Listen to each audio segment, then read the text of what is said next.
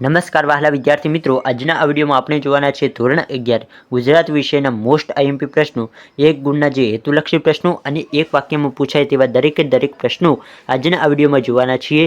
જે વિદ્યાર્થી મિત્રો તમારી દ્વિતીય પરીક્ષા તેમજ તમારી વાર્ષિક પરીક્ષામાં તમને ખૂબ જ હેલ્પફુલ થશે, તો ખાસ વિદ્યાર્થી મિત્રો આ વિડીયોને અંત સુધી જરૂરથી જુઓ. તો વિદ્યાર્થી મિત્રો, પ્રશ્ન 1ની શરૂઆત કરીએ કે નાવિક કોને કોને નાવમાં બેસાડવાની સંમતિ આપે છે.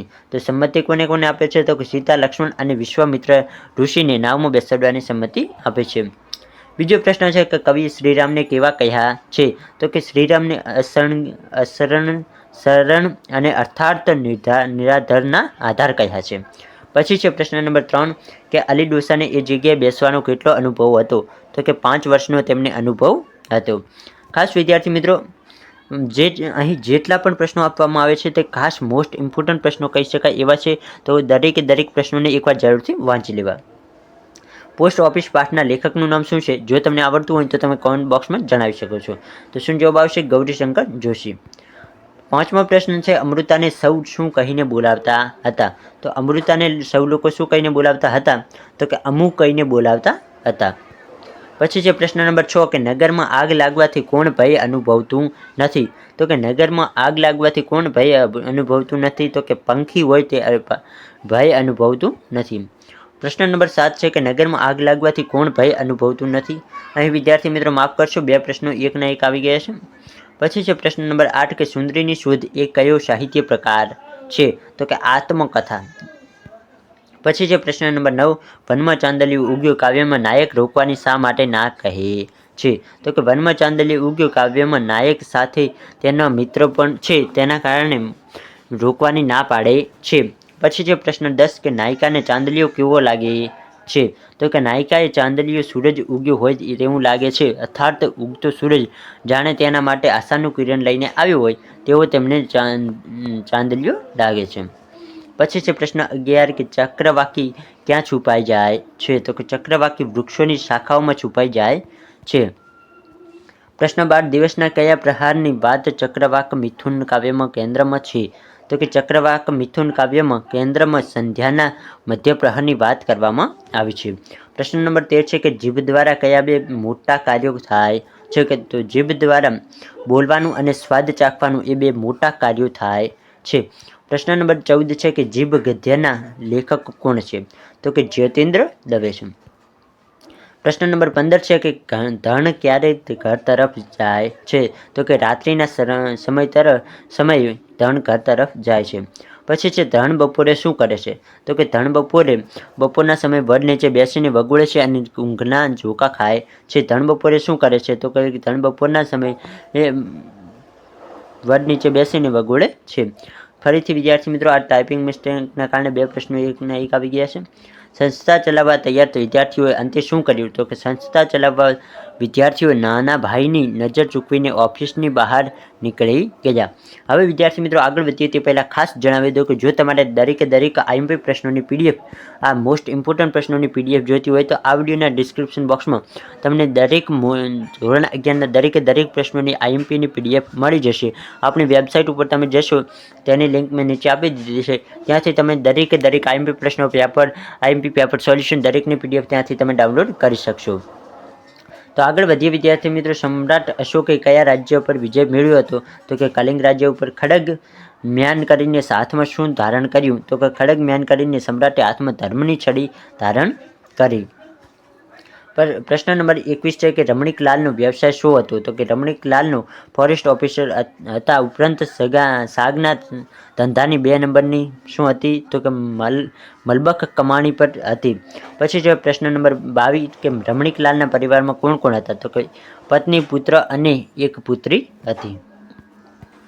આગળ વાત કરીએ, ફળીના ઝાડવા કયા જવાની વાત કરે છે? તો કે ફળીના ઝાડવા દૂર દૂર જંગલોમાં જવાની વાત કરી છે.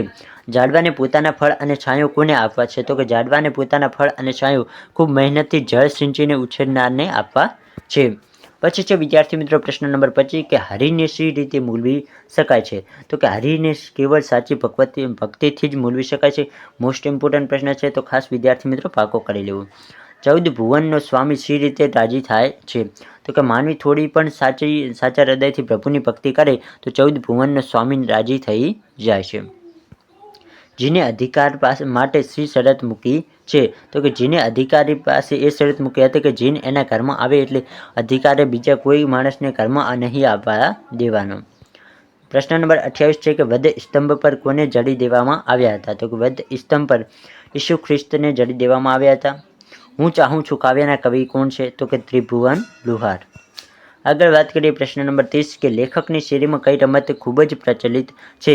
તો કે સ્ટેચ્યુની જે રમત હતી તેમના શેરીમાં ખૂબ જ પ્રચલિત હતી. આપણે ઈશ્વરને સ્ટેચ્યુ કરીને શામાં થીજાવી દીધા છે? તો કે મંદિરમાં થીજાવી અને મંદિર અને પુસ્તકોમાં થીજાવી દીધા છે. ભગવાને સપનામાં આવી શું કહ્યું? તો કે લાવ મારો ભાગ.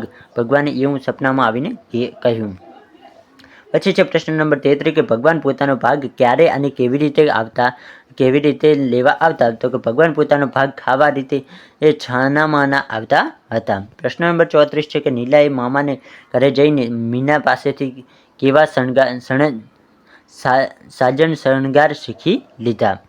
તો કેવા આવે? તો કે નીલાએ મામાના ઘરે જઈને મીના પાસેથી 2 લેટો કાઢવી, રેશમી આડી સાડી પહેરવાનું, મોં પર પાવડર લગાવવાનું, આંખની બહાર મેસ ખેંચવાનું, ઊંચી એડીવાળા ચંપલ પહેરવાનું વગેરે જેવા સાજન શણગાર શીખી લીધા હતા. પ્રશ્ન નંબર 35 છે કે ભાગ્ય વિશે કવિ શું માને છે? તો કે ભાગ્ય વિશે કવિ માને છે કે ખુદાએ તેમનું જ ભાગ્ય લખ્યું છે તેનાથી તેઓ સંતુષ્ટ નથી, પરંતુ તેમનું ભાગ્ય માનવીના હાથે લખાયું હોત તો આગળ શું છે? તો કે માનવીના હાથે લખાયું નથી તેઓ અને તેમને સંતોષ છે. પ્રશ્ન નંબર 36 છે કે બાએ લાપસી શા માટે રાંધી હતી? તો કે મેટ્રિકની પરીક્ષા આપવા જતા હતા એટલે બાએ તેમના માટે લાપસી રાંધી હતી. તો કે કોણ પરીક્ષા આપવા? લેખક જતા હતા. બાએ દીકરા દીકરીને કેવી રીતે ભણાવ્યા હતા? તો કે બાએ પારકા દળના દળીને, કપડાં ધોઈને, પારકા વાસણ ઉટકીને તેમના દીકરી દીકરાને ભણાવ્યા હતા. પ્રશ્ન નંબર 38 કે કવિ કાગડા કોને કહે છે? તો કે પોતાને જ કાગડો કહે છે. મોટા થયા પછી કવિને કઈ વાતનું દુઃખ થાય છે? તો કે મોટા થયા પછી કવિને પોતાની માના ખોળાથી દૂર રહેવાનું ખૂબ જ દુઃખ થાય છે.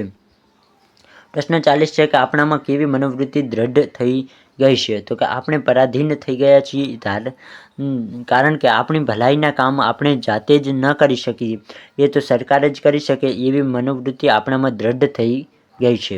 તો અહીં વિદ્યાર્થી મિત્રો આપણે 40 જેટલા મોસ્ટ ઇમ્પોર્ટન્ટ પ્રશ્નો તમારી દ્વિતીય પરીક્ષામાં પૂછાયા હતા દરેક જોયા. જો આજનો વિડીયો પસંદ આવે તો વિડીયોને લાઇક કરો. આપણી યુટ્યુબ ચેનલ પર પહેલીવાર આવ્યો હોય તો વિદ્યાર્થી મિત્રો દરેક વિદ્યાર્થી ચેનલને સબસ્ક્રાઇબ કરીને જરૂરથી જજો અને તમારા દરેક મિત્રોને આ વિડીયોની લિંક જરૂરથી મૂકો જેનાથી એ પણ આ દરેક IMP પ્રશ્નો લાભ મેળવી શકે. ફરી મળીએ નવા કોઈ વિડીયો સાથે. ત્યાં સુધી આવજો.